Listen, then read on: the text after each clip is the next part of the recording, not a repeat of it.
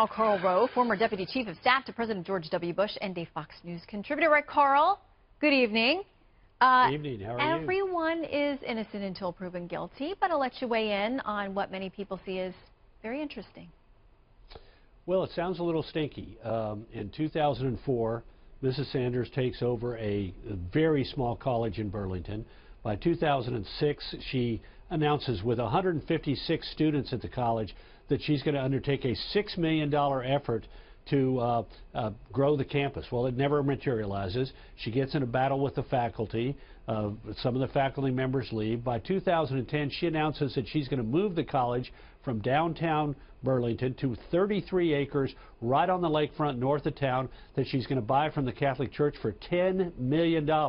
She gets $6.5 million borrowed from a state agency, $6.5 million from the Union People's Bank, gets a nearly $4 million second mortgage from the Catholic Church, and she does this by saying that she had $5 million in likely donors and $2.4 million in sure donors, and it turns out that the records of the college show that she had less than $700,000 in contribution from all sources during the time that she claimed that she had $7.5 million ready to go. In fact, several of the people who had pledged money, the largest single donor said, "I will give the college $1 million upon my death," and they counted that as coming in the door very soon in increments.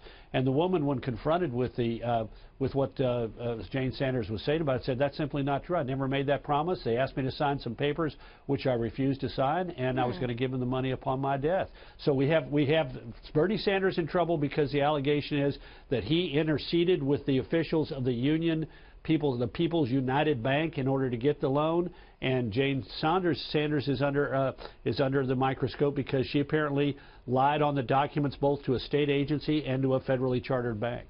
So we have Bernie Sanders, who is a man of the people. He nearly became the Democrats' nominee last time around. I mean, he won 20+ of contests, of the primary contest, and he's preached continually against the wealthy. You heard him in the sound bites there.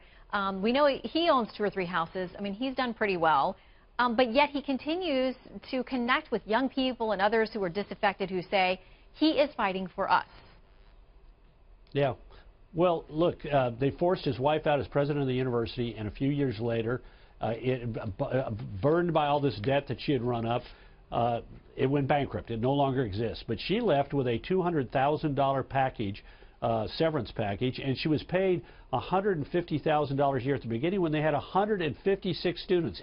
Virtually every one of those students paid $1,000 in tuition in order to pay her salary, and she was just one of a number of officials and teachers with the